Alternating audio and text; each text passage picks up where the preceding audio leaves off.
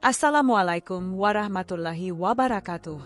Saudaraku, pernahkah kalian melihat perubahan aneh pada pasangan kalian? Itulah yang kualami. Istriku setiap kali pulang selalu dengan wajah pucat, seolah ada rahasia besar yang ia sembunyikan. Awalnya kupikir ia hanya lelah, tapi ketika aku memberanikan diri mencari tahu, apa yang kutemukan sungguh membuat hatiku tersayat. Tonton kisah ini sampai akhir, ambil pelajaran berharga darinya. Jangan lupa tinggalkan komentar kalian, serta doakan semoga kita semua dijauhkan dari pengkhianatan, diberi kesehatan, dan rumah tangga kita selalu dalam lindungan Allah Subhanahu wa Ta'ala. Amin. Hari itu terasa biasa saja, atau setidaknya begitulah yang kupikirkan ketika pulang dari kantor. Matahari baru saja tenggelam, suasana jalanan ramai oleh kendaraan yang berlalu lalang, dan aku melangkah pulang dengan pikiran penuh pekerjaan. Namun begitu pintu rumah terbuka, ada sesuatu yang membuat langkahku terhenti. Laila, istriku, duduk di ruang tamu dengan wajah pucat. Bibirnya nyaris tanpa warna, matanya sayu, dan napasnya terasa pendek. Ia tersenyum menyambutku, tetapi senyum itu hambar, dipaksakan. Aku berusaha bersikap biasa. Laila, kamu baik-baik saja? Wajahmu pucat sekali. Ia buru-buru menggeleng, mencoba mengubah raut wajahnya. Aku tidak apa-apa, Mas. Mungkin hanya kurang tidur. Aku mengangguk pelan, mencoba percaya. Namun di dalam hati, ada perasaan ganjil yang sulit kuabaikan. Sejak malam itu, aku mulai memperhatikan lebih teliti. Hampir setiap kali Laila pulang dari luar, entah dari pasar, arisan, atau sekadar katanya jalan-jalan dengan teman, wajahnya selalu tampak pucat. Kadang tangannya gemetar, kadang keringat dingin membasahi pelipisnya. Aku bertanya-tanya, apakah ia sakit? Ataukah ada sesuatu yang ia sembunyikan? Aku mencoba mencari tahu tanpa langsung bertanya. Setiap pagi, aku memperhatikan apa yang ia lakukan sebelum keluar. Ia berpakaian rapi, wajahnya segar, bahkan tampak bersemangat. Tapi setiap pulang, wajahnya kembali pucat, seperti habis melihat sesuatu yang menakutkan atau melakukan sesuatu yang menguras tenaga. Aku pernah mengajaknya ke dokter. Lah, sebaiknya kita periksa saja. Kalau ini penyakit, lebih baik diketahui sejak awal, kataku dengan lembut. Namun ia menolak cepat. Mas, aku sungguh baik-baik saja. Tidak usah repot ke dokter. Mungkin aku hanya kecapean. Nanti juga sembuh sendiri. Jawabannya membuatku semakin curiga. Jika benar hanya kecapean, kenapa setiap kali pulang ia selalu pucat? Kenapa ia menolak periksa, padahal biasanya ia yang paling cerewet soal kesehatan? Hari demi hari berlalu, dan aku mulai menyadari ada pola. Laila sering pergi sore hari, lalu pulang malam dengan wajah pucat. Ketika kutanya apa yang ia lakukan, jawabannya selalu singkat, tadi ketemu teman, atau hanya belanja sebentar. Aku mencoba percaya, tetapi semakin lama, perasaan ganjil itu makin kuat. Puncaknya terjadi pada suatu malam ketika ia pulang lebih larut dari biasanya. Pukul 11 lewat, pintu baru terbuka. Aku sudah menunggunya di ruang tamu dengan rasa cemas. Ketika ia masuk, wajahnya benar-benar pucat, tubuhnya lemas, dan langkahnya gontai. Aku berdiri, menahan amarah bercampur cemas. Lah, apa sebenarnya yang terjadi padamu? Jangan lagi katakan hanya kecapean. Aku melihatmu semakin pucat setiap kali pulang. Aku suamimu, aku berhak tahu. Laila terdiam cukup lama. Matanya berkaca-kaca, bibirnya bergetar seolah ingin berkata sesuatu, tetapi ia hanya menunduk. Mas, aku mohon, percayalah padaku. Aku tidak bisa cerita sekarang. Jawaban itu membuat dadaku sesak. Aku ingin marah, ingin mendesaknya sampai ia bicara, tapi melihat wajahnya yang ketakutan, aku menahan diri. Malam itu aku hanya bisa berbaring di tempat tidur dengan pikiran penuh tanda tanya. Sejak saat itu, aku memutuskan untuk mencari tahu sendiri. Jika Laila tidak mau jujur, maka aku akan mengungkap rahasianya dengan caraku. Hari berikutnya, aku sengaja pura-pura sibuk di kantor padahal aku sudah pulang lebih awal. Aku bersembunyi di ujung jalan, mengawasi rumah. Benar saja, menjelang sore Laila keluar dengan pakaian rapi. Ia tampak gugup, sesekali melihat sekeliling sebelum memanggil ojek online. Aku mengikuti dari jauh.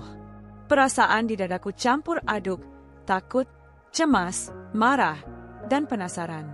Kemana sebenarnya ia pergi setiap sore hingga pulang dengan wajah pucat? Motor yang ia tumpangi melaju ke arah pusat kota, berhenti di sebuah kafe kecil yang remang-remang. Dari balik kaca, aku melihat Laila duduk di meja pojok. Tak lama kemudian, seorang pria berusia sekitar 30-an datang menghampirinya. Pria itu berpakaian rapi, wajahnya tenang, dan ia duduk berhadapan dengan Laila. Dadaku seketika terasa ditusuk. Aku menahan napas, bersembunyi di balik kaca. Dari jarak itu, aku melihat bagaimana pria itu berbicara dengan penuh perhatian, sementara Laila menunduk dengan wajah pucat. Tangannya gemetar, bibirnya bergetar seolah ingin menolak sesuatu, tapi tidak berdaya. Aku segera tahu, inilah penyebab wajah pucat Laila setiap kali pulang. Ia bertemu dengan pria itu. Tapi siapa dia? Dan apa yang mereka lakukan? Malam itu aku pulang dengan hati hancur. Untuk pertama kalinya, aku merasa rumah tanggaku sedang berada di tepi jurang. Malam setelah aku melihat Laila bersama pria itu di kafe, tidurku benar-benar terganggu. Aku berbaring di ranjang, memandang langit-langit dengan pikiran yang penuh tanda tanya.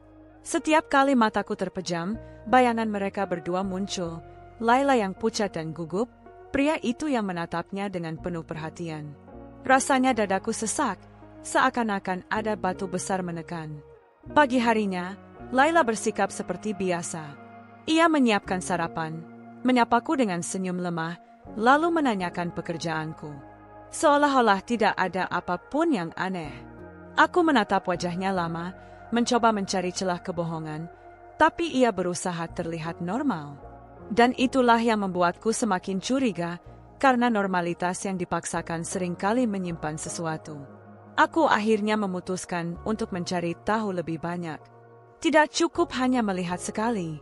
Aku harus yakin, aku harus tahu dengan pasti siapa pria itu dan apa yang sebenarnya terjadi di antara mereka. Hari-hari berikutnya, aku mulai mengatur strategi. Aku pura-pura sibuk dengan kerjaan kantor, pulang lebih larut, agar Laila tidak merasa diawasi. Namun diam-diam, aku memantau pergerakannya.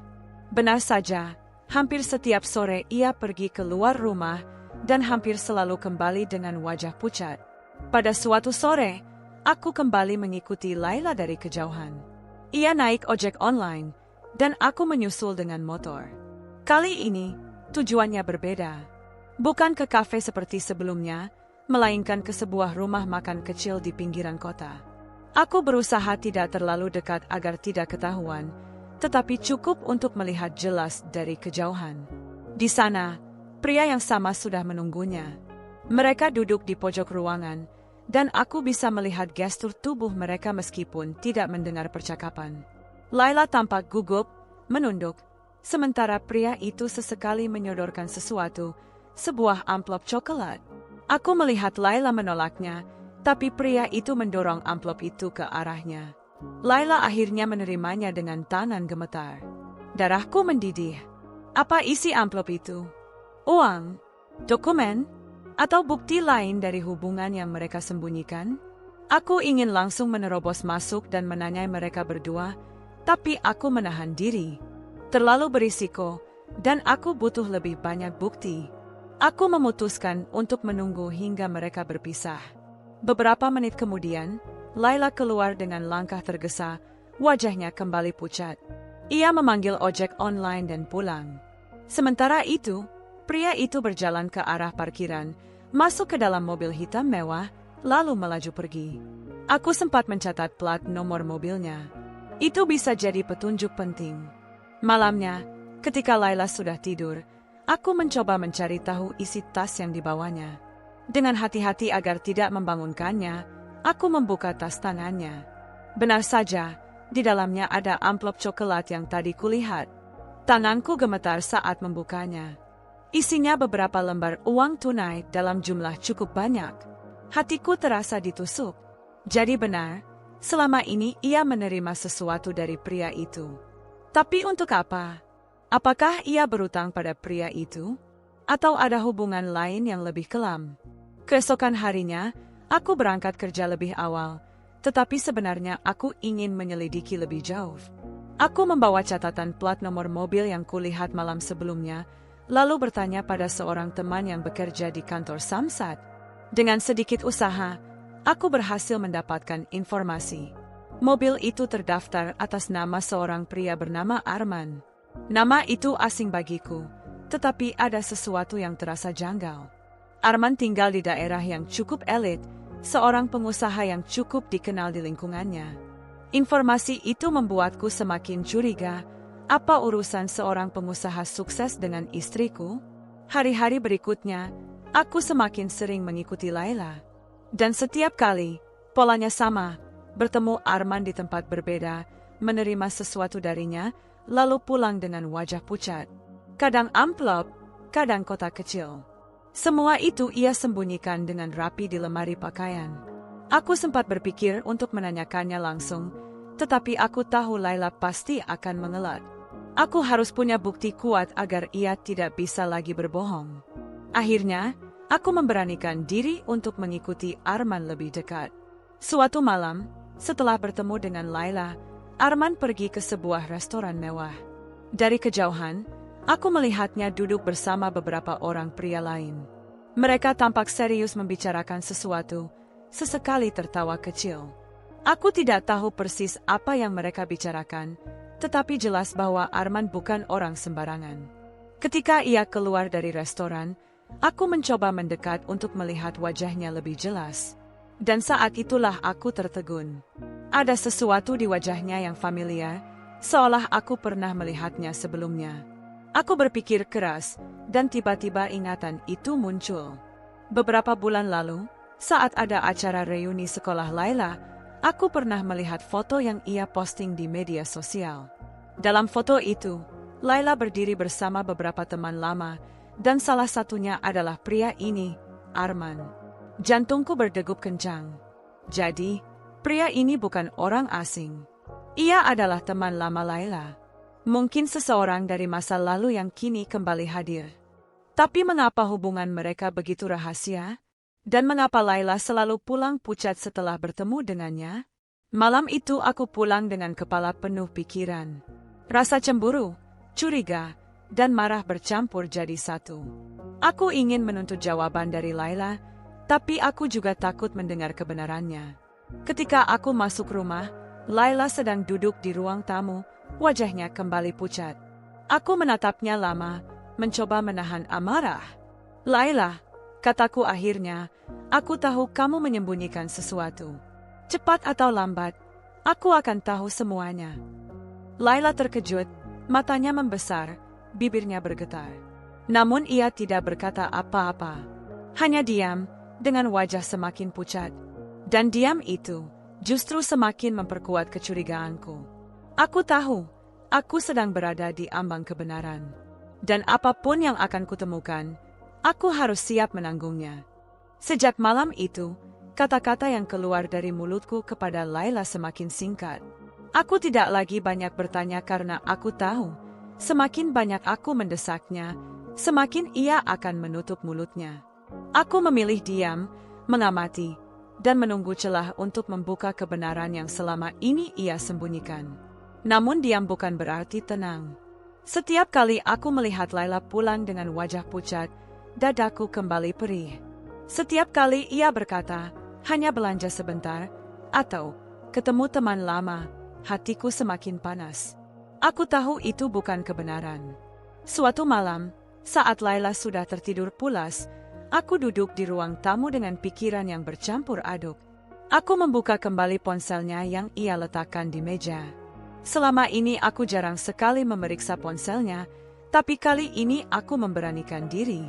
Tanganku gemetar saat membuka aplikasi pesan. Sebagian besar chat sudah dihapus, seolah ia sengaja menutupi jejak. Namun ada satu nama yang tersisa di kontak, Arman. Aku membuka chat itu. Hanya ada beberapa kalimat pendek. Besok di tempat biasa. Jangan lama-lama. Aku tidak bisa, aku takut. Kalimat-kalimat singkat itu sudah cukup untuk membuatku paham. Laila memang sengaja bertemu dengannya secara rutin. Apapun alasannya, jelas ada sesuatu yang ia sembunyikan dariku. Malam itu aku tidak bisa tidur. Aku duduk lama di teras rumah, menatap jalanan sepi sambil memikirkan langkah berikutnya. Aku sadar, aku tidak bisa terus menjadi penonton. Aku harus masuk ke dalam permainan ini, mencari tahu lebih dalam, meskipun hasilnya mungkin akan melukai diriku sendiri. Keesokan harinya, aku mengikuti Laila lagi. Ia pergi lebih awal dari biasanya, mengenakan jilbab sederhana dan membawa tas kecil. Aku mengikuti dari jarak yang aman. Kali ini, ia tidak menuju kafe atau rumah makan, melainkan ke sebuah gedung tua di pinggir kota. Gedung itu tampak seperti rumah kos lama yang sudah jarang dihuni. Aku merasakan bulu kudukku meremang. Apa yang ia lakukan di sana? Aku berhenti beberapa meter dari pintu masuk, mengawasi dari balik pepohonan. Tidak lama kemudian, sebuah mobil hitam berhenti di depan gedung itu. Dari dalam keluar Arman. Ia tanpa percaya diri, melangkah santai ke arah pintu. Hatiku berdegup kencang. Aku menahan napas, mencoba menenangkan diri agar tidak gegabah. Dari balik jendela gedung, aku melihat siluet mereka berdua. Laila duduk dengan kepala menunduk, wajahnya pucat, sementara Arman tampak berbicara dengan nada keras, tangannya bergerak-gerak seakan memaksa. Aku tidak tahan lagi. Dengan hati yang berkecamuk, aku mendekat perlahan hingga bisa mendengar sedikit percakapan mereka dari celah jendela. Aku sudah bilang jangan datang lagi, Arman. Suara Laila terdengar lirih, penuh ketakutan. Kau pikir semudah itu melepaskan masa lalu, Laila? Jawab Arman dengan nada sinis.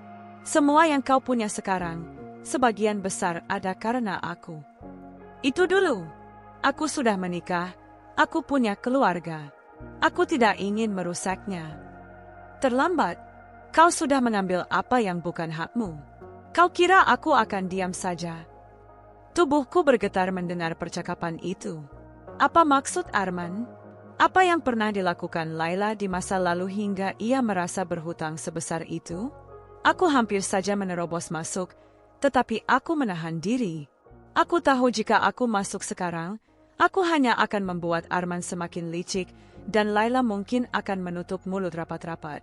Aku harus sabar, harus punya bukti nyata agar Laila tidak bisa lagi bersembunyi di balik alasan.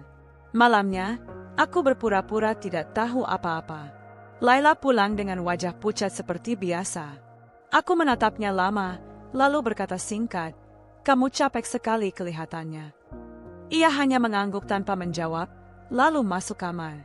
Setelah ia tidur, aku kembali duduk di ruang tamu. Kata-kata Arman terus terngiang di kepalaku. Semua yang kau punya sekarang, sebagian besar ada karena aku. Kalimat itu seperti potongan puzzle yang belum lengkap. Aku tahu jawabannya ada di masa lalu Laila. Aku kemudian teringat pada lemari tua di kamar, tempat Laila sering menyimpan barang-barang lamanya. Malam itu, dengan hati-hati aku membuka lemari itu. Di balik tumpukan baju, ada sebuah kotak kayu kecil yang terkunci. Aku berhasil membukanya dengan kunci cadangan yang kusimpan di laci. Di dalam kotak itu, ada beberapa foto lama, surat-surat, dan sebuah buku harian. Dengan tangan gemetar, aku membuka lembar demi lembar. Di sanalah aku menemukan potongan cerita yang selama ini disembunyikan Laila. Ternyata sebelum menikah denganku, ia pernah menjalin hubungan dekat dengan Arman. Hubungan itu tidak berakhir baik, ada janji, ada hutang, ada pengkhianatan. Laila meninggalkan Arman tanpa penjelasan, lalu hidup baru bersamaku. Tetapi rupanya Arman tidak pernah benar-benar pergi. Ia kembali muncul, menagih janji-janji lama, dan mungkin mengancam sesuatu yang lebih besar dari sekadar uang atau barang. Hatiku remuk membaca itu semua. Tapi di sisi lain, aku merasa sedikit lega karena akhirnya menemukan potongan kebenaran. Laila memang bersalah, tetapi ia juga tampak seperti orang yang terjebak dalam masa lalu yang tidak bisa ia hindari. Aku menutup buku harian itu dengan mata berkaca-kaca. Malam itu aku sadar, Aku harus segera berbicara dengan Laila. Tidak bisa lagi aku hanya diam dan mengamati. Besok, aku harus menuntut jawaban langsung darinya. Dan aku tahu, percakapan itu akan menentukan arah rumah tangga kami, bertahan dengan luka, atau hancur selamanya. Malam itu aku hampir tidak bisa tidur. Aku memandangi wajah Laila yang terlelap di sampingku dengan perasaan bercampur aduk, marah, sedih, dan kecewa. Wanita yang kucintai, yang selama ini kupikir jujur, ternyata menyimpan rahasia besar tentang masa lalunya. Aku merasa seperti orang bodoh yang baru saja disadarkan bahwa rumah tangganya tidak setegar yang ia kira. Pagi hari, aku duduk di ruang makan menunggu Laila. Ia keluar dari kamar dengan wajah lelah dan pucat, seperti biasa. Ia mencoba tersenyum, menuangkan teh ke cangkirku, lalu berkata pelan, "Mas, hari ini kerjaannya banyak." Aku menatapnya lama. Kali ini aku tidak bisa lagi menahan diri. "Laila, kita perlu bicara." Senyumnya menghilang. Ia duduk perlahan di kursi seberangku, menunduk, seakan sudah tahu apa yang akan kubahas. Aku menarik napas dalam-dalam. "Aku sudah tahu banyak, lah. Aku tahu kau sering bertemu dengan Arman. Aku tahu ada sesuatu di antara kalian yang belum selesai. Aku juga tahu kau selalu pulang pucat karena itu." Wajahnya seketika pucat pasi, lebih pucat dari biasanya. Tangannya gemetar, cangkir teh di depannya bergetar saat ia pegang. "Mas, aku bisa jelaskan." Aku menggeleng. "Jangan lagi bilang, aku bisa jelaskan. Sudah terlalu lama aku mendengar alasanmu. Aku mau dengar kebenaran. Semuanya. Siapa Arman sebenarnya? Dan apa yang dia tuntut darimu?" Laila terdiam cukup lama. Matanya berkaca-kaca, bibirnya bergetar, seakan kata-kata yang hendak keluar terlalu berat untuk diucapkan. Akhirnya, ia menghela napas panjang, lalu menatapku dengan wajah penuh air mata. "Mas," suaranya parau, "Arman adalah masa laluku. Sebelum aku menikah denganmu, aku pernah dekat dengannya. Aku muda, bodoh, dan mudah tergoda oleh perhatian serta janji-janji manisnya. Aku kira dia tulus, tapi ternyata hanya mempermainkanku. Aku meninggalkannya, Mas, karena aku tahu dia tidak baik. Aku ingin memulai hidup baru bersamamu. Aku benar-benar ingin menghapus semua itu." Aku terdiam, mencoba mencerna. Rasa sakit semakin dalam saat mendengar bahwa memang benar ada kisah yang ia sembunyikan. "Tapi, kenapa sekarang dia kembali?" tanyaku dengan suara serak. Laila menunduk, air matanya jatuh ke meja. Karena dia merasa aku meninggalkannya tanpa penjelasan. Dia bilang aku berhutang padanya. Dia mengancam akan membuka masa laluku ke semua orang, termasuk kepadamu, jika aku tidak menemuinya. Dia memberi uang, hadiah, tapi bukan karena aku mau. Aku terpaksa menerimanya, Mas. Aku takut jika menolak, dia benar-benar akan merusak rumah tangga kita. Hatiku bergetar mendengar penjelasan itu. Di satu sisi, aku merasa marah karena ia menyembunyikan ini dariku. Tapi di sisi lain, aku juga bisa merasakan ketakutannya. Selama ini wajah pucat yang sering kulihat rupanya karena tekanan batin yang ia rasakan setiap kali bertemu Arman. "Apa kau masih mencintainya?" Pertanyaan itu keluar begitu saja dari mulutku. Laila terkejut, matanya melebar, lalu cepat-cepat menggeleng. "Tidak, Mas. Demi Allah, tidak. Aku hanya mencintaimu. Semua yang kulakukan selama ini karena aku takut kehilanganmu. Aku tidak punya perasaan apapun lagi untuk Arman. Justru aku benci dia, tapi aku tidak tahu bagaimana melepaskan diri darinya tanpa membuat masalah jadi lebih besar." Aku menutup wajah dengan kedua tanganku. Rasanya dunia runtuh menimpaku. "Kenapa kau tidak cerita dari awal, lah? Kenapa kau pilih menutupi, padahal aku suamimu? Bukankah seharusnya kita menghadapi semua ini bersama?" Tangisnya pecah. "Aku takut, Mas. Aku takut kalau aku cerita, Mas akan meninggalkanku. Aku tahu aku salah, aku pengecut. Tapi sungguh, aku tidak berniat mengkhianatimu." Aku terdiam cukup lama. Kata-katanya menancap dalam di hatiku. Ada kejujuran dalam suaranya, ada ketulusan dalam air matanya. Tapi luka di hatiku tidak serta-merta sembuh hanya dengan itu. Aku butuh waktu untuk memutuskan. Apakah aku bisa memaafkan, atau justru semakin menjauh? Malam itu, aku merenung sendirian di teras. Aku teringat kembali percakapan mereka yang kudengar dari jendela gedung tua itu. Kata-kata Arman tentang hutang, tentang masa lalu, tentang sesuatu yang seolah lebih besar dari sekadar uang. Aku merasa ini belum selesai.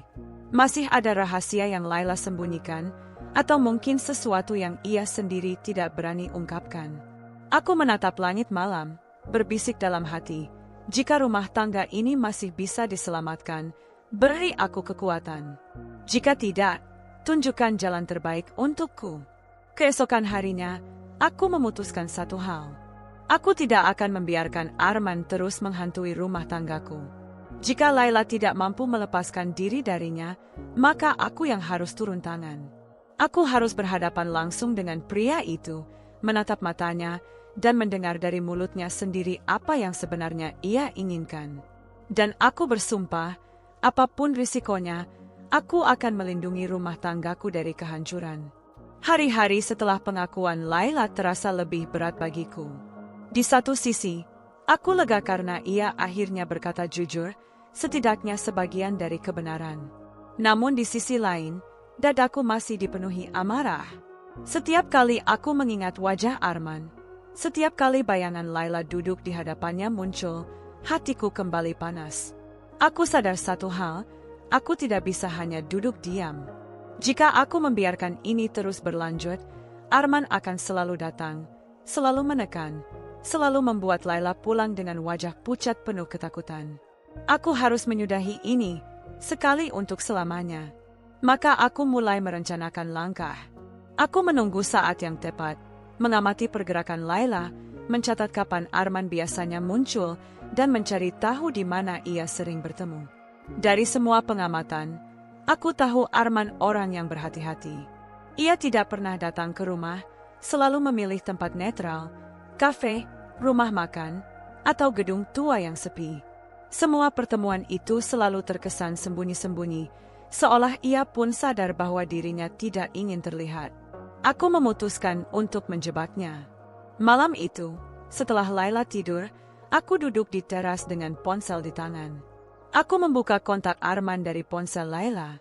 Jantungku berdegup kencang. Dengan tangan gemetar, aku mengirim pesan singkat. Besok, kita bertemu. Sendirian. Aku ingin bicara. Aku tahu Arman akan mengira itu pesan dari Laila. Aku hanya bisa berharap ia tidak curiga. Tak lama kemudian, balasan datang. Di tempat biasa. Jangan terlambat. Tanganku mengepal. Ini kesempatan yang kutunggu. Keesokan harinya, aku berpura-pura berangkat kerja lebih awal. Laila tidak menaruh curiga, ia hanya tersenyum pucat seperti biasa saat melepas kepergianku. Dalam hati, aku merasa bersalah karena tidak memberitahunya, tetapi aku tahu ini harus kulakukan sendiri. Aku tiba di lokasi pertemuan, sebuah kafe kecil di pinggir kota. Tempat itu cukup sepi, lampu remang-remang, dan jarang ada orang singgah kecuali mereka yang sudah kenal. Aku memilih duduk di meja pojok, menunggu. Beberapa menit kemudian, pintu kafe terbuka. Arman masuk dengan langkah percaya diri. Ia mengenakan kemeja rapi, jam tangan mahal melingkar di pergelangan tangannya. Matanya langsung menyapu ruangan, mencari sosok yang ia kira Laila. Namun ketika pandangannya bertemu denganku, ia tertegun sejenak. Aku berdiri, menatapnya lurus. Duduk, Arman. Kita perlu bicara. Wajahnya berubah. Dari kaget, lalu perlahan membentuk senyum sinis. Ia melangkah mendekat dan duduk di kursi seberangku. Jadi, kau akhirnya tahu. Aku menahan diri agar tidak langsung meledak. Apa yang sebenarnya kau inginkan dariku dan Laila? Kenapa kau terus mendekatinya? Arman tertawa kecil, santai seolah situasi ini tidak membuatnya terganggu. Kau pikir semua ini tentang cinta lama? Tidak semudah itu, kawan. Laila punya hutang padaku, hutang yang belum ia bayar. Aku mengerutkan dahi. Hutang apa? Uang. Ia mencondongkan tubuh ke depan, menatapku dengan tajam. Bukan sekadar uang. Dulu, saat ia bersamaku, aku membantunya banyak hal. Aku berikan fasilitas, koneksi, bahkan modal untuk memulai sesuatu yang ia butuhkan. Tapi dia meninggalkanku begitu saja. Tanpa penjelasan, tanpa pengembalian. Dan sekarang, aku hanya menagih apa yang menjadi hakku. Darahku mendidih. Kalau benar kau memberi, kenapa kau tidak menagih dengan cara yang terhormat? Kenapa harus dengan ancaman dan jebakan seperti ini? Arman tersenyum miring. Karena itu lebih menyenangkan. Lihatlah bagaimana dia ketakutan setiap kali menemuiku. Itu balas dendam kecilku. Aku ingin dia tahu bahwa masa lalu tidak bisa ia hapus semudah itu. Aku mengepalkan tangan di bawah meja. Ingin rasanya aku berdiri dan menghantam wajahnya saat itu juga. Namun aku menahan diri, karena aku tahu emosi hanya akan memperburuk keadaan. Aku menatapnya tajam. Dengar baik-baik, Arman. Apapun masa lalu kalian, sekarang Laila adalah istriku. Aku tidak akan membiarkanmu terus mengganggunya. Kalau kau butuh uang, katakan berapa. Aku akan bayar. Tapi setelah itu, kau harus pergi dari hidup kami. Arman terdiam sebentar, lalu tertawa kecil. Kau pria yang menarik. Berani juga datang menemuiku langsung. Baiklah, kalau memang begitu, kita bisa buat perjanjian. Tapi ingat, aku tidak hanya bicara soal uang. Aku ingin memastikan dia menderita, seperti aku dulu ditinggalkan. Aku menatapnya dengan amarah yang hampir meledak. Kalau begitu, aku tidak akan diam. Aku akan melawanmu dengan cara apapun. Arman tersenyum puas, seolah ia menikmati amarahku. Kita lihat saja siapa yang lebih kuat, suami yang polos atau pria yang sudah lebih dulu mengenalnya. Percakapan itu berakhir tanpa solusi. Arman pergi meninggalkan kafe dengan langkah tenang, sementara aku duduk dengan dada sesak. Aku tahu satu hal, ini tidak akan berakhir dengan mudah. Malamnya, aku pulang dengan wajah muram. Laila menatapku dengan cemas. Mas, kamu kenapa? Aku hanya menggeleng. Aku sudah bertemu Arman. Aku tahu segalanya. Wajah Laila langsung pucat, bibirnya bergetar. Mas, apa yang dia katakan? Aku menatapnya lama. Banyak. Dan aku butuh kau jujur sepenuhnya padaku, tanpa ada yang disembunyikan lagi. Karena kalau tidak, aku tidak tahu berapa lama lagi aku bisa bertahan. Air mata Laila mengalir deras. Malam itu, aku tahu kami akan menghadapi badai yang lebih besar. Malam itu hening, tapi suasananya tegang. Laila duduk di ruang tamu dengan wajah tertunduk, kedua tangannya saling menggenggam erat seakan mencari pegangan. Aku berdiri di dekat jendela, memandang keluar, berusaha menahan amarah yang masih mendidih setelah pertemuanku dengan Arman. Aku akhirnya menoleh padanya. Laila, sekarang saatnya kau cerita. Semuanya. Jangan ada yang kau sembunyikan lagi. Ia mengangkat wajahnya perlahan. Matanya merah karena tangis, bibirnya bergetar. Lalu ia menghela napas panjang. Mas, aku akan cerita. Aku tahu aku sudah terlalu lama menunda ini, dan aku sadar, semakin aku menunda, semakin aku menyakitimu. Aku duduk di sofa seberangnya, menunggu. Dulu, sebelum aku bertemu denganmu, hidupku tidak mudah, ia memulai dengan suara pelan. Aku tinggal di kos sederhana, bekerja serabutan, dan sering merasa tidak punya arah. Saat itulah aku bertemu Arman. Ia pria yang pandai bicara, perhatian, dan membuatku merasa istimewa. Aku yang saat itu masih polos, mudah percaya. Aku kira dia benar-benar serius ingin membangun masa depan bersamaku. Aku mendengarkan dengan dada sesak. Arman banyak membantuku, lanjutnya. Ia memberiku uang saat aku kesulitan, membelikan barang-barang yang kuinginkan, bahkan membantu membayar biaya kuliah yang sempat tertunda. Aku merasa berhutang budi padanya. Tapi semakin lama, aku menyadari bahwa semua yang ia berikan bukanlah karena ketulusan. Ia selalu menagih, selalu mengingatkan bahwa aku punya utang yang harus kubayar suatu saat nanti. Air matanya kembali jatuh. Mas, aku terjebak. Aku ingin keluar dari hubungan itu, tapi aku takut. Aku takut jika aku pergi, ia akan mempermalukanku. Akhirnya, aku memilih pergi diam-diam. Aku memutus kontak, pindah tempat kerja, dan mencoba memulai hidup baru. Sampai akhirnya aku bertemu denganmu. Aku menunduk, jantungku terasa ditusuk. Jadi benar, selama ini Laila tidak pernah benar-benar bebas dari bayangan Arman. Mas, waktu kau melamarku, aku merasa itu kesempatan terbaikku. Aku ingin benar-benar memulai dari nol. Aku ingin membuang masa lalu, menutup rapat semuanya. Aku yakin Arman tidak akan muncul lagi. Tapi ternyata aku salah. Aku mengangkat wajah, menatapnya tajam. Kenapa kau tidak cerita dari awal, Laila? Kenapa kau tidak pernah bilang siapa Arman? Kalau saja kau jujur sejak awal, kita bisa hadapi bersama. Tapi sekarang, aku merasa kau memilih menyembunyikan daripada mempercayai suamimu. Laila menangis semakin keras. Aku takut, Mas. Aku takut kehilanganmu. Aku tahu jika aku cerita, mungkin kau tidak akan mau menikah denganku. Atau setelah menikah, kau akan meninggalkanku karena masa laluku terlalu kotor. Aku egois, Mas. Aku hanya ingin kau melihatku sebagai istri yang bersih dari masa lalu, bukan sebagai wanita yang penuh kesalahan. Aku menutup wajah dengan kedua tanganku. Rasanya sulit menahan perasaan campur aduk ini. Marah, kecewa, tapi juga iba.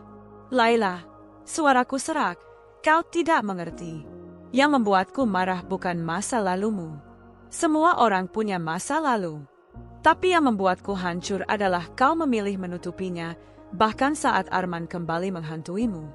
Kau membuatku buta, membiarkanku menebak-nebak, sementara kau terus pulang dengan wajah pucat. Aku yang kau siksa dengan kebisuanmu. Ia berdiri, berlutut di hadapanku, menggenggam tanganku erat. Mas, aku mohon, jangan tinggalkan aku. Aku janji, mulai sekarang aku tidak akan menyembunyikan apapun lagi. Aku akan serahkan semua padamu. Aku akan patuhi apapun keputusanmu. Aku hanya ingin kau tetap di sisiku. Aku menarik napas panjang, menatap matanya yang basah. Ada ketulusan di sana, tapi aku tahu kepercayaan yang sudah hancur tidak bisa kembali secepat itu. Baik, Laila, kataku akhirnya. Kalau kau sungguh-sungguh, buktikan. Mulai sekarang, tidak ada lagi pertemuan diam-diam dengan Arman. Tidak ada lagi rahasia. Kalau dia masih mendekat, aku yang akan menghadapinya langsung. Dan kau harus ada di sisiku, bukan di balik bayangan. Ia mengangguk cepat, menangis sambil menggenggam tanganku semakin erat. Aku janji, Mas. Aku janji. Malam itu kami duduk dalam diam cukup lama. Laila bersandar di bahuku, menangis terseduh-seduh, sementara aku hanya menatap kosong ke arah jendela. Aku tidak tahu apakah keputusan ini benar, apakah aku bisa memaafkannya sepenuhnya. Tapi satu hal yang ku tahu, aku tidak bisa membiarkan Arman terus menghancurkan rumah tanggaku. Aku harus bersiap menghadapi langkah berikutnya, meski aku sadar itu bisa menjadi pertaruhan terbesar dalam hidupku. Sejak malam itu, setelah Laila berjanji tidak akan lagi menemui Arman, suasana rumah sedikit berubah. Ada rasa lega, meski samar, karena setidaknya ia sudah berani jujur. Tapi di dalam diriku, kecurigaan masih melekat. Kepercayaan itu ibarat kaca yang sudah retak, meski disatukan lagi, bekasnya tidak pernah hilang. Aku sadar, janji saja tidak cukup. Arman bukan pria yang mudah berhenti hanya karena Laila menolak. Aku sudah melihat sikapnya sendiri ketika kami bertemu di kafe, tenang, licik, dan penuh tantangan. Pria seperti itu tidak akan mundur hanya karena beberapa air mata atau kata maaf. Aku harus menyiapkan sesuatu yang lebih besar. Beberapa hari berikutnya, aku mulai menggali informasi lebih banyak tentang Arman. Aku menemui temanku di kantor Samsat yang sebelumnya membantuku soal plat nomor mobil. Kali ini aku meminta ia mencari tahu lebih dalam, mulai dari catatan bisnis, alamat rumah, hingga reputasi Arman. Dari sana, aku mendapat gambaran. Arman memang seorang pengusaha, tapi usahanya banyak yang kabur, sering berpindah-pindah, dan kabarnya ia punya jaringan gelap yang digunakan untuk menekan orang-orang yang berhutang budi padanya. Informasi itu membuatku semakin yakin jika dibiarkan, Arman akan terus menjerat Laila. Suatu malam, aku mengajak Laila bicara serius lagi. Kami duduk di ruang tamu, hanya ditemani cahaya lampu redup. Laila, dengarkan baik-baik, kataku pelan tapi tegas. Aku tidak bisa biarkan Arman terus menghantuimu. Kita harus buat batas yang jelas. Kalau kau benar-benar ingin berubah, kau harus siap hadapi dia bersamaku. Laila menunduk, wajahnya pucat. Mas, aku takut. Setiap kali aku menatap matanya, aku merasa terjebak lagi. Dia selalu berhasil membuatku merasa bersalah. Aku takut kalau aku menentangnya, dia akan membongkar semua masa laluku ke orang-orang. Aku menggenggam tangannya. Kalau dia berani, biar aku yang hadapi. Kau tidak sendiri, Laila. Kalau kau terus takut, selamanya dia akan berkuasa atasmu. Dan aku tidak akan biarkan rumah tangga kita jadi mainannya. Matanya berkaca-kaca, lalu ia mengangguk pelan. Baik, Mas. Aku siap, asal Mas ada di sampingku. Sejak percakapan itu, aku mulai menyiapkan langkah nyata. Aku mulai menghubungi beberapa kenalan yang bisa membantuku mencari bukti tentang Arman, transaksi keuangan, catatan bisnis, hingga hubungannya dengan orang lain yang pernah ia jebat. Aku tahu, melawannya tidak cukup dengan emosi. Aku butuh bukti, sesuatu yang bisa membuatnya mundur tanpa bisa membalikkan keadaan. Di sisi lain, aku juga memperhatikan gerak-gerik Laila. Beberapa kali, ponselnya masih menerima pesan dari Arman. Isinya singkat dan penuh tekanan. Kau pikir bisa lari dariku? Kalau kau tidak datang, aku yang akan datang padamu. Jangan coba-coba kabur. Aku tahu di mana kau tinggal. Pesan-pesan itu membuat Laila kembali pucat setiap kali membacanya. Tapi kali ini, ia tidak lagi menyembunyikannya. Ia menunjukkan semuanya padaku, meski dengan tangan gemetar. Itu setidaknya membuktikan ia mulai berpegang pada janjinya. Melihat ketakutannya, hatiku teriris. Tenang, lah, kataku sambil memegang pundaknya. Kita akan lawan dia bersama. Kau tidak sendiri. Beberapa hari kemudian, aku sengaja membiarkan Arman berpikir bahwa Laila akan menemuinya lagi. Aku ingin melihat bagaimana reaksinya, sekaligus mencari celah. Saat pesan Arman datang menuntut pertemuan, aku membalas dengan singkat. Baik, besok aku datang. Namun kali ini, aku tidak sendirian. Aku mengajak 2 orang teman lamaku yang bekerja di bidang keamanan.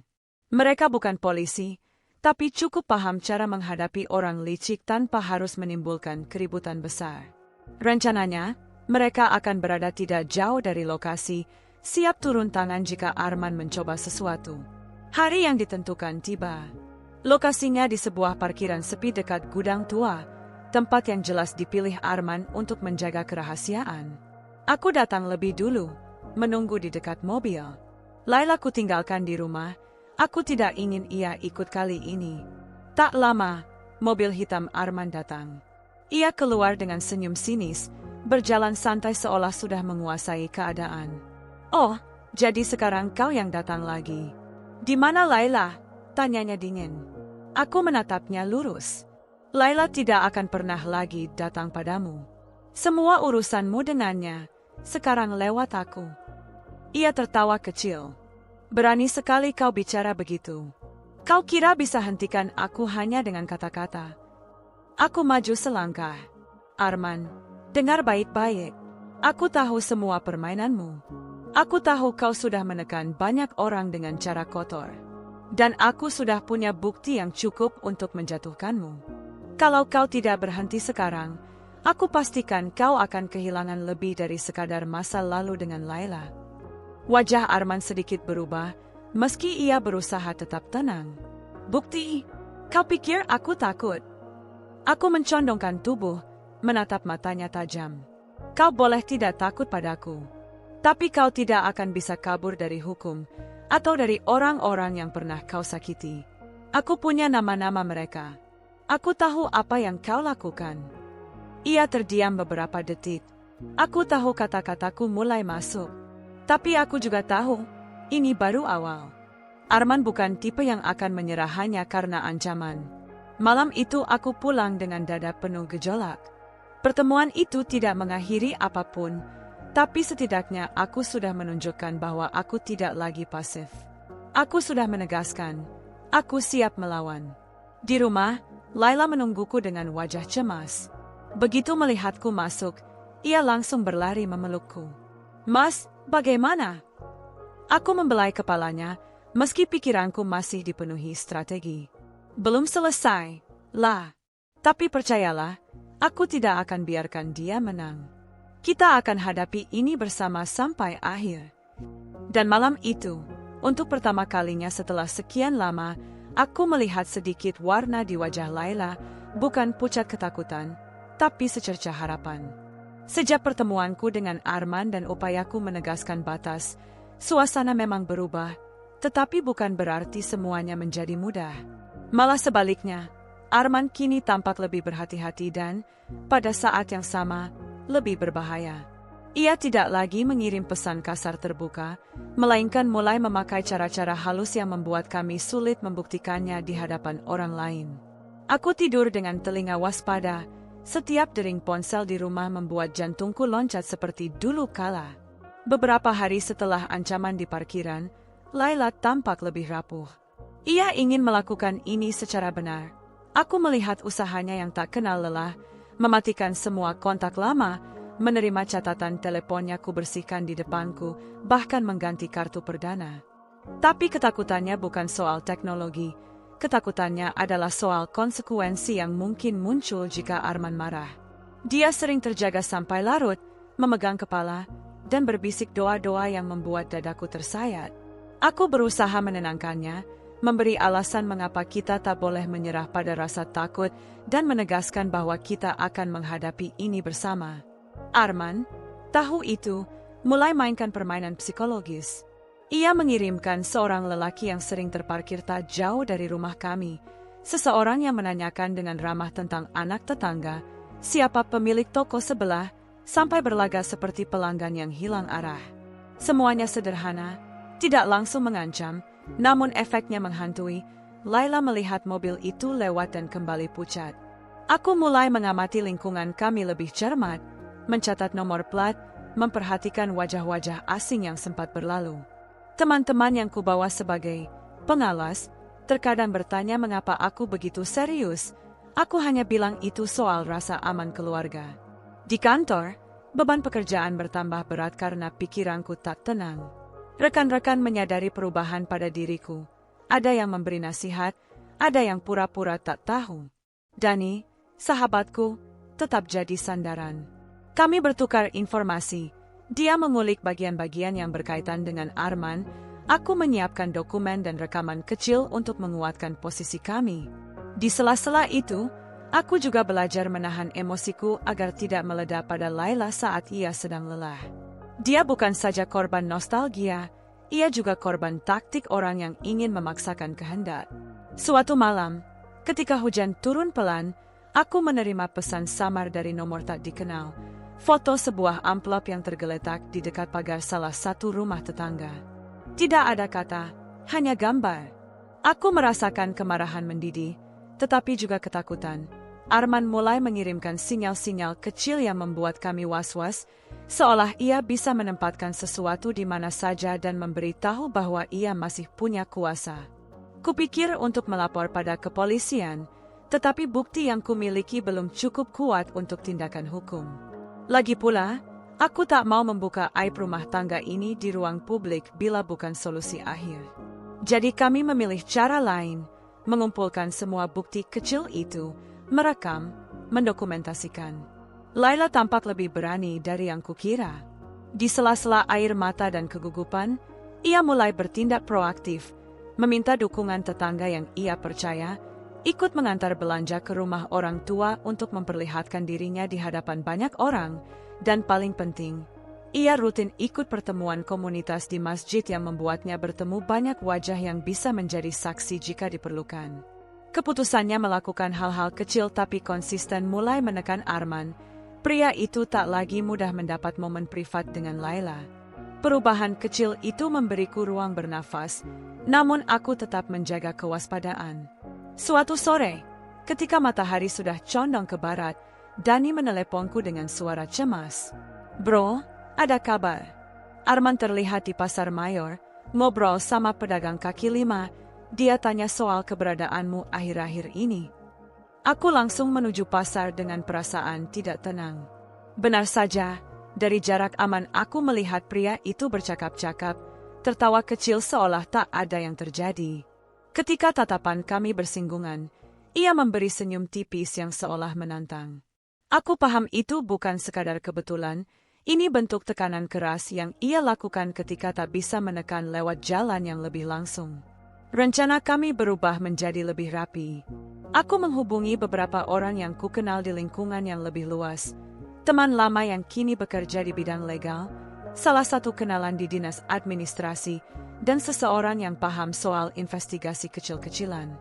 Kami merancang strategi dua arah, mengurangi pengaruh Arman terhadap Laila dengan memperkuat posisi Laila secara sosial, membangun bukti-bukti bahwa ia kini bersikap terbuka, bertegur sapa dengan lingkungan, menunjukkan rekam jejak baru yang tak berhubungan lagi dengan Arman, serta mengumpulkan bukti-bukti konkret atas taktik tekanan yang dipakai Arman. Rekaman suara bila memungkinkan, foto orang yang sering muncul, catatan transaksi bila ada. Ini bukan sekadar soal membalas, ini soal menyelamatkan kehidupan kami dari ancaman yang nyata. Ada momen yang sangat berat. Suatu malam, Laila mendapat telepon. Suaranya berubah, ia menyuruhku menunggu karena hanya panggilan dari rumah sakit teman. Di ujung panggilan itu, ada jeda, ada desah. Setelah menutup telepon, ia langsung pingsan di sofa. Kulihat dia pucat, napas terengah, aku hampir memanggil ambulans. Ia terbangun dengan air mata menetes dan berbisik. Dia bilang kalau aku buka semuanya, dia akan menyebarluaskan hal itu. Dia bilang ia punya bukti. Aku takut. Aku memeluknya panjang. Kata-katanya seperti pisau, tetapi di dalamnya ada pengakuan yang membuatku bergerak.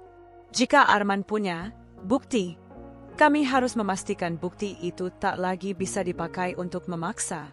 Itu berarti mengumpulkan segala yang memperlihatkan motif dan metode Arman, bukan sekadar meredam korban. Seiring waktu, tekanan Arman makin sering terasa, tapi juga makin kelihatan sebagai bentuk kebusukan strategisnya. Ia mencoba menjebak Laila lewat kebaikan yang diselewengkan menjadi alat tekanan, memberi barang-barang bergaya, membantu ini itu lalu menuntut, memberi informasi yang mengganggu lalu mengancam membuka informasi tersebut. Aku menyadari satu hal penting, bukan hanya Laila yang butuh didukung, lingkungan kami pun perlu tahu bahwa ada seseorang yang mencoba memanipulasi warga. Dengan bantuan beberapa tetangga yang mulai risih melihat pola ini, kami berhasil mengumpulkan beberapa saksi yang mau bicara jika diperlukan. Ada satu malam yang mengubah arah permainan.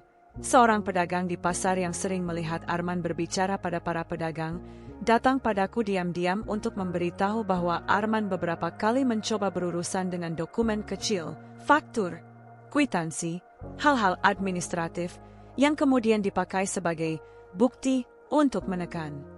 Pedagang itu menunjukkan printout nota dan catatan yang memperlihatkan pola transaksi fiktif yang Arman gunakan. Itu bukan sekadar gertak. Itu adalah rekayasa ekonomi yang bisa dipakai untuk menuduh seseorang tak berterima kasih atau mengingkari hutang moral. Informasi itu membuka jalan.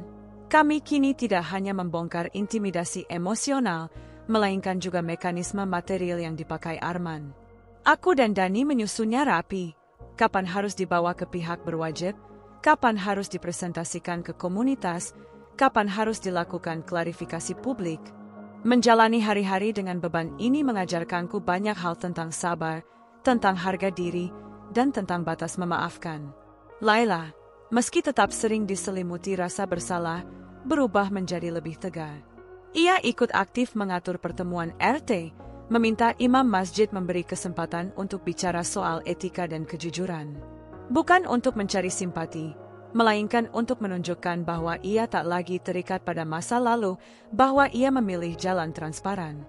Tindakan-tindakan ini tidak serta-merta menghapus bisik-bisik orang, tetapi sedikit demi sedikit mengikis ruang bagi Arman untuk melakukan manipulasi di belakang layar.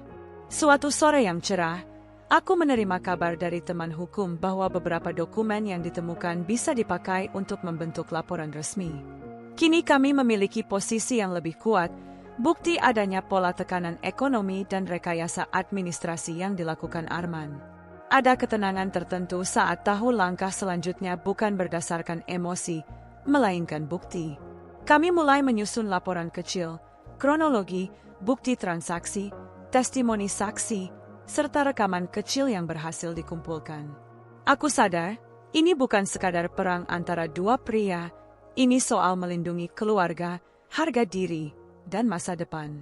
Walau persiapan makin matang, ujian batin tetap datang. Ada hari ketika aku menatap foto pernikahan kami, melihat senyum Laila, lalu merasa campur aduk, cinta, kecewa, dan harap. Ada malam ketika cikidang emosi memaksaku bertanya berulang kali dalam hati apakah memberi kesempatan adalah pilihan bijak atau sekadar kelemahan. Namun setiap kali aku melihat Laila yang kini mulai berani berkata tidak pada godaan dan berani tampil di depan orang banyak untuk memperbaiki dirinya, ada penegasan kecil bahwa keputusan untuk berjuang belum sia-sia. Akhirnya, kami sampai pada titik di mana langkah hukum dan sosial harus ditempuh secara bersamaan. Aku dan Laila berdiri bersama ketika laporan dibuat, bukan sebagai pasangan yang sempurna, tetapi sebagai dua manusia yang memilih menghadapi masalah daripada lari. Arman mungkin masih berkeliaran di luar sana, mencoba strategi lain, namun dengan bukti di tangan dan dukungan komunitas kecil yang mulai memahami situasi, kami memiliki pijakan yang lebih kuat. Rumah kami masih menyisakan retakan, kepercayaan belum pulih penuh, namun kami belajar membangun pondasi baru, keterbukaan, bukti nyata, dan keberanian untuk meminta bantuan ketika ancaman datang. Di tengah semua ini, aku belajar juga bahwa bukan semua pertarungan harus dimenangkan dengan amarah. Kadang kemenangan kecil adalah ketika Laila bisa pulang tanpa pucat, ketika tetangga memberi anggukan dukungan, ketika aku bisa tidur tanpa terbangun karena mimpi buruk. Kami belum selesai, tantangan masih menanti. Tetapi untuk pertama kalinya dalam waktu lama, aku merasakan ada arah yang lebih jelas. Kami berjuang bukan demi harga diri semata, melainkan demi rumah yang ingin kami selamatkan, demi masa depan yang harus kami jaga bersama. Hari-hari setelah laporan kecil kami disusun terasa seperti hidup di antara dua dunia. Satu sisi aku masih harus menjalani rutinitas sebagai pekerja biasa, berangkat pagi, pulang sore, berinteraksi dengan rekan kerja, sementara di sisi lain, pikiranku terus berputar pada bagaimana menghadapi Arman yang jelas tidak akan berhenti begitu saja. Aku mulai memperhatikan perubahan pada Laila. Walau sesekali masih pucat saat telepon berdering, ia sudah jauh lebih terbuka. Jika ada pesan masuk, ia langsung menunjukkan padaku. Jika ada panggilan mencurigakan, ia membiarkanku mendengarkan. Transparansi itu membuatku sedikit lebih tenang, meskipun luka di hatiku belum benar-benar sembuh. Namun, aku tahu betul Arman bukan orang yang mudah menyerah. Ia pria dengan gengsi besar, seseorang yang merasa punya kendali penuh atas orang lain. Dan benar saja, bentuk perlawanan baliknya mulai terasa. Suatu malam, ketika aku baru saja sampai rumah, seorang tetangga mendatangiku dengan wajah penasaran. "Mas, tadi ada orang asing keliling kampung. Katanya cari rumahmu," bilangnya teman lama. "Tapi kok aneh, ya?" Aku langsung tahu siapa di balik itu. Arman mencoba menunjukkan dirinya masih bisa menjangkau kami kapan saja. Aku menutup pintu rumah dengan hati berdebar. Laila duduk di ruang tamu, wajahnya kembali pucat. "Mas, aku dengar tetangga ngomong, jangan bilang itu Arman," tanyanya dengan suara gemetar. Aku menghela napas panjang, duduk di sampingnya. "Ya, lah, dia memang tidak berhenti. Tapi kita tidak boleh takut lagi. Justru semakin dia datang, semakin banyak saksi yang melihat kelakuannya. Itu bisa jadi senjata kita. Laila menatapku dengan mata berkaca-kaca. Aku sudah terlalu lama takut, Mas. Kadang aku merasa hidupku bukan milikku lagi, tapi milik orang yang selalu mengatur dari bayangan. Aku menggenggam tangannya erat. Kau salah, La. Hidupmu milikmu, dan sekarang juga milikku sebagai suamimu. Kita tidak akan biarkan dia merusaknya lagi. Hari berikutnya, aku dan Dani mulai bergerak lebih serius. Kami mengatur agar beberapa orang yang kami percaya selalu siap memperhatikan pergerakan di sekitar rumah. Kami juga menyiapkan kamera kecil yang dipasang di titik-titik tertentu, bukan untuk mengumbar privasi, tapi untuk merekam jika ada orang asing mendekat. Aku sadar, bukti visual akan jauh lebih kuat jika kelak kasus ini benar-benar sampai ke tangan aparat. Benar saja, hanya selang 2 hari, kamera itu menangkap sosok laki-laki yang mondar-mandir di depan rumah kami malam-malam. Wajahnya sama, tapi dari postur tubuh dan mobil yang diparkir tak jauh, aku bisa menebak itu salah satu orang Arman. Aku menyimpan rekaman itu baik-baik. Di tengah situasi ini, aku juga harus menjaga komunikasi dengan Laila. Aku tidak ingin ia merasa hanya menjadi beban atau sumber masalah. Setiap malam, meski lelah, aku berusaha mengajaknya bicara, menanyakan perasaannya, mendengarkan keluhannya. Ada kalanya ia hanya menangis di pundakku, dan aku membiarkannya, karena aku tahu itu cara terbaiknya melepaskan beban. Namun, Arman semakin berani. Suatu sore, ketika aku sedang di kantor, aku mendapat telepon panik dari Laila. Mas, seseorang meninggalkan amplop di pagar rumah. Di dalamnya ada foto-foto lamaku bersama dia. Aku takut, Mas. Suaranya terisak, tangannya jelas gemetar. Aku segera pulang, dan benar saja, di meja sudah ada amplop coklat berisi beberapa lembar foto lama. Foto itu menunjukkan Laila dan Arman di masa lalu, tersenyum, berdua di sebuah kafe, atau menghadiri acara kampus. Foto yang seharusnya sudah lama hilang, kini muncul kembali sebagai senjata. Laila menutup wajahnya dengan kedua tangan, menangis sejadi-jadinya. Mas, aku malu. Kalau orang-orang tahu, aku hancur. Aku mengangkat dagunya, menatap matanya dengan serius. La, dengarkan aku. Itu masa lalu. Kau tidak perlu lagi merasa malu. Kau sudah memilihku. Kau sudah meninggalkan dia. Foto-foto itu tidak ada artinya kalau kita berani berdiri bersama. Justru dengan begini, semakin jelas siapa yang ingin merusak rumah tangga kita. Meski hatiku perih, aku mencoba tetap tenang. Malam itu aku menghubungi Dani dan beberapa kenalan hukum. Kami menyiapkan laporan tambahan, rekaman kamera, amplop berisi foto, dan kesaksian Laila sendiri. Semua disusun sebagai bukti bahwa Arman tidak hanya mengganggu, tetapi sudah melakukan tindakan intimidasi. Di sisi lain, aku juga merasa bahwa inilah waktunya kami bicara lebih terbuka kepada lingkungan sekitar. Aku dan Laila menghadiri pertemuan RT malam minggu itu. Dengan suara bergetar, aku menceritakan bahwa ada seseorang dari masa lalu yang mencoba mengganggu rumah tangga kami. Aku tidak menyebut nama, tapi cukup memberi gambaran. Beberapa tetangga awalnya terkejut, tapi kemudian banyak yang memberi dukungan. Kami akan bantu, Mas. Kalau ada orang asing lagi mondar-mandir, kami siap lapor, kata Pak RT. Laila menatapku dengan mata penuh haru saat kami pulang. Mas, aku tidak menyangka kita bisa dapat dukungan seperti itu. Aku kira semua orang hanya akan mencemooh masa laluku. Aku tersenyum kecil, menggenggam tangannya. Kadang kita hanya butuh keberanian untuk jujur, La. Dan sekarang, kita sudah memulainya. Namun aku tahu, Arman pasti tidak akan tinggal diam setelah ini. Ia sudah mulai kehilangan kendali, dan pria seperti dia biasanya akan semakin nekat. Aku harus bersiap, bukan hanya untuk serangan berikutnya, tapi juga untuk menjaga agar rumah tangga kami tetap kokoh menghadapi badai yang akan datang. Malam setelah pertemuan RT itu, rumah kami terasa sedikit lebih ringan. Ada tetangga yang kini ikut mengawasi, ada dukungan yang membuat Laila merasa tidak sendirian. Untuk pertama kalinya dalam sekian lama, ia bisa tidur tanpa terbangun berkeringat. Namun aku tahu, ketenangan itu hanya sementara. Arman tidak akan diam setelah ia tahu lingkaran pengaruhnya mulai terkuat.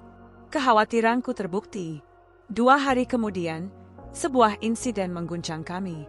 Saat aku berangkat kerja, ban mobilku tiba-tiba kempes parah di tengah jalan. Saat ku bawa ke bengkel, montir menemukan bekas sayatan tajam di ban. Ini bukan pecah biasa, Mas. Seperti ada yang sengaja, katanya serius.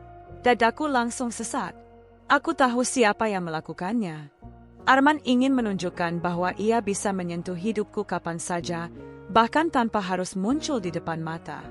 Aku tidak cerita pada Laila tentang ban itu. Aku tidak ingin ia kembali dihantui rasa takut.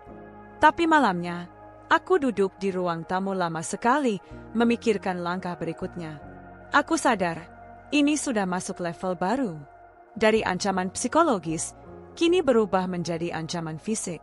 Jika aku tidak segera bertindak, bukan hanya kepercayaan rumah tanggaku yang hancur, tapi mungkin nyawa kami juga bisa terancam. Dani datang ke rumah malam itu. Ia duduk di kursi seberangku dengan wajah serius. Bro, ini sudah kelewatan. Kau harus lapor polisi. Bukti-bukti sudah ada, amplop, foto, rekaman kamera, dan sekarang ini. Kalau kau terus diam, dia akan semakin berani. Aku menghela napas panjang. Aku tahu, Dan. Tapi aku juga takut kalau masalah ini jadi konsumsi publik. Laila akan semakin terpuruk kalau masa lalunya diumbar. Dani menatapku tajam. Bro, kau harus pilih, menjaga nama baik dengan risiko keluarga makin terancam, atau bertindak sekarang meski harus menanggung malu sementara. Kau tahu jawabannya. Aku terdiam lama. Kata-katanya menusuk, tapi benar. Beberapa hari kemudian, aku mengumpulkan semua bukti yang ada. Rekaman kamera, amplop berisi foto, catatan ancaman dari ponsel Laila, hingga laporan dari bengkel tentang ban mobil. Semuanya kuserahkan kepada seorang kenalan di kepolisian. Ia membaca dengan seksama, lalu berkata, ini bisa masuk pasal intimidasi dan pengancaman. Tapi kau harus siap, jika laporan ini naik, akan ada proses panjang. Dan namanya mungkin akan terseret ke publik. Aku menoleh ke arah Laila. Ia menunduk lama, lalu akhirnya berkata lirih, Mas, aku siap. Aku tidak mau terus hidup dalam bayangan. Kalau memang ini jalan satu-satunya, kita harus jalani. Keputusan itu berat, tapi akhirnya kami buat. Laporan resmi dimasukkan. Arman ternyata tidak tinggal diam. Begitu ia tahu aku mulai melibatkan polisi, ia semakin agresif. Ia mengirim pesan langsung ke ponselku untuk pertama kalinya. Kau pikir bisa kalahkan aku dengan hukum? Kau tidak tahu siapa aku. Kalau laporan itu jalan, aku pastikan hidupmu jauh lebih sulit dari yang kau bayangkan. Membaca pesan itu membuat tanganku bergetar. Tapi aku memilih untuk tidak membalas. Semua pesan itu kutunjukkan kepada penyidik sebagai tambahan bukti. Sementara itu, kehidupan rumah tangga kami makin tertekan. Laila semakin jarang keluar rumah karena takut. Ia lebih sering menghabiskan waktu di dapur, memasak makanan yang kadang tidak sempat kami nikmati karena suasana hati kami kacau. Aku berusaha tetap tenang di depannya, tapi di kamar mandi atau saat sendiri, aku sering menatap cermin dengan wajah penuh keraguan. Apakah aku bisa melewati semua ini? Tanyaku dalam hati. Tetapi di balik semua ketegangan itu, ada momen kecil yang memberi harapan. Suatu malam, ketika kami selesai sholat berjamaah, Laila menggenggam tanganku erat. Mas, aku tahu aku yang membawa masalah ini ke dalam rumah kita.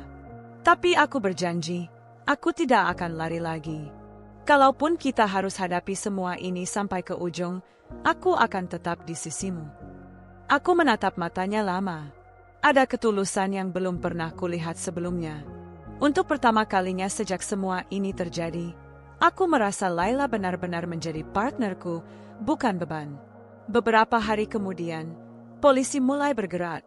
Mereka memanggil Arman untuk dimintai keterangan. Dari kabar yang kudengar, ia tidak terlihat gentar, malah menganggap ini hanya mainan kecil. Tapi bagi kami, itu sudah langkah besar. Minimal, kini ada pihak berwenang yang ikut campur, bukan hanya aku dan Laila yang berjuang sendirian. Namun aku tahu, langkah ini bisa membuat Arman semakin nekat. Pria seperti dia tidak suka dipermalukan, apalagi diseret ke ranah hukum. Aku mulai menyiapkan diri untuk kemungkinan terburuk. Dan benar saja, malam setelah pemanggilan polisi itu, aku menerima telepon tak dikenal. Saat kuangkat, hanya terdengar suara tawa singkat, dingin, sebelum telepon ditutup. Aku menatap layar ponsel dengan dada berdegup kencang. Aku tahu, badai besar sedang mendekat. Setelah laporan resmi kami masuk ke polisi, kehidupan rumah tangga kami tidak pernah lagi sama. Laila semakin waspada, sementara aku berusaha menenangkan, meski di dalam hati aku tahu ancaman Arman bisa muncul kapan saja. Polisi sudah mulai memanggil Arman, namun seperti yang kuduga, ia tidak gentar. Justru setelah pemanggilan itu, teror semakin terasa. Malam-malam telepon asing masuk, hanya suara tawa dingin sebelum dimatikan. Sesekali aku melihat motor berhenti di depan rumah lalu pergi lagi. Semua itu jelas bentuk intimidasi. Laila semakin ketakutan, tetapi kali ini ia tidak lagi sembunyi dariku. Mas, aku takut, tapi aku juga tidak mau mundur. Aku sudah siap hadapi semuanya bersamamu. Ucapannya membuatku kuat. Aku sadar, meski rumah tangga kami penuh luka, setidaknya kini kami berdiri di pihak yang sama. Polisi terus memproses laporan kami, mengumpulkan bukti, dan meminta keterangan saksi. Lingkungan juga mulai ikut menjaga, membuat Arman semakin sulit bergerak bebas. Meski begitu, aku tahu puncak dari pertarungan ini belum selesai. Malam itu, sambil menatap wajah Laila yang tertidur lelah, aku berjanji dalam hati, apapun yang terjadi, aku akan melindungi keluarga ini sampai akhir, meski harus menghadapi badai yang lebih besar lagi. Hari-hari berikutnya berjalan dalam ketegangan. Polisi mulai menindaklanjuti bukti-bukti, tapi Arman semakin nekat. Suatu sore, ketika aku pulang kerja, kutemukan kertas kecil terselip di pagar rumah. Isinya hanya satu kalimat, kau tidak akan bisa menjaganya selamanya. Laila gemetar saat membacanya. Mas, dia benar-benar tak berhenti, bisiknya. Aku meraih pundaknya dan berkata tegas, justru ini bukti bahwa dia terpojok. Semakin keras dia menekan, semakin jelas kebusukannya terlihat. Tetangga kami kini semakin siaga. Beberapa kali ada warga yang melaporkan melihat orang asing mengawasi rumah. Semua informasi itu kami serahkan ke polisi. Perlahan, lingkaran permainan Arman mulai terbongkar. Meski ancaman terus datang, ada satu hal yang membuatku kuat, Laila kini benar-benar ada di sisiku. Tidak lagi menyembunyikan apapun, tidak lagi ragu mengungkapkan ketakutannya. Ia bahkan berkata, Mas, kalaupun aku harus menanggung malu, aku rela. Asalkan kita bisa bebas dari bayangannya. Aku tersenyum tipis, meski hatiku perih. Bagiku, kejujuran itu lebih berharga daripada luka masa lalu. Kini aku yakin, meski badai belum reda, kami sudah berada di jalan yang benar. Hari itu datang juga, hari yang sejak lama kutunggu sekaligus kukhawatirkan. Polisi akhirnya menemukan cukup bukti untuk menjerat Arman. Beberapa saksi dari lingkungan, rekaman kamera, hingga ancaman tertulis yang ia tinggalkan menjadi rangkaian yang sulit ia bantah. Pihak berwenang memanggilnya kembali, kali ini dengan nada serius. Ketika kabar itu sampai ke rumah, Laila duduk lama di kursi ruang tamu. Air matanya mengalir, tapi bukan lagi karena takut, melainkan lega. Mas, akhirnya, Allah tunjukkan jalan. Semua yang dia lakukan tidak sia-sia kita catat, katanya lirih. Aku meraih tangannya, menggenggam erat. Lah, kita sudah berjuang sejauh ini. Bukan hanya aku yang kuat, tapi kau juga. Kau sudah berani berdiri menghadapi masa lalumu.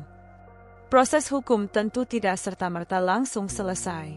Ada prosedur panjang, ada perlawanan dari pihak Arman yang mencoba memutar balik fakta. Namun kali ini kami tidak lagi sendiri. Ada polisi yang menindaklanjuti, ada tetangga yang siap bersaksi, ada sahabat seperti Dani yang mendukung dari awal. Semua itu membuatku sadar bahwa kekuatan tidak selalu datang dari diri sendiri, tetapi juga dari keberanian untuk meminta bantuan orang lain. Hari-hari setelah itu, rumah kami perlahan mulai terasa normal kembali. Tidak ada lagi motor mencurigakan berhenti di depan pagar. Tidak ada lagi telepon dengan suara tawa dingin. Tidak ada lagi amplop misterius. Laila pun mulai bisa tertawa kecil, meski sesekali bayangan masa lalu masih membuatnya terdiam. Aku belajar sesuatu yang sangat berharga dari semua ini. Rumah tangga tidak hanya diuji dengan kesetiaan, tapi juga dengan keberanian menghadapi ujian bersama. Aku sempat ingin menyerah, sempat ingin menyalahkan Laila sepenuhnya. Tapi ketika aku memilih bertahan dan berjuang, aku menemukan arti cinta yang lebih dalam, cinta yang bukan hanya soal perasaan, melainkan juga soal komitmen untuk melindungi, meski harus berdarah-darah. Suatu malam, setelah sholat Isya, Laila mendekat padaku. "Mas, aku tahu aku banyak salah. Tapi terima kasih sudah tidak meninggalkanku. Aku tidak bisa bayangkan bagaimana jika aku sendirian." Aku menatap matanya lama, lalu menjawab pelan, "Lah, hidup ini penuh ujian. Yang membedakan adalah apakah kita memilih lari atau berdiri. Kita sudah memilih berdiri. Dan selama kita bersama, aku yakin badai apapun bisa kita lewati." Pelukan malam itu terasa berbeda. Tidak ada lagi jarak yang memisahkan. Tidak ada lagi rahasia yang mengekang. Hanya ada kejujuran, luka yang perlahan sembuh, dan harapan baru yang mulai tumbuh. Arman mungkin masih akan mencoba cara lain, tapi aku yakin kini kami lebih siap.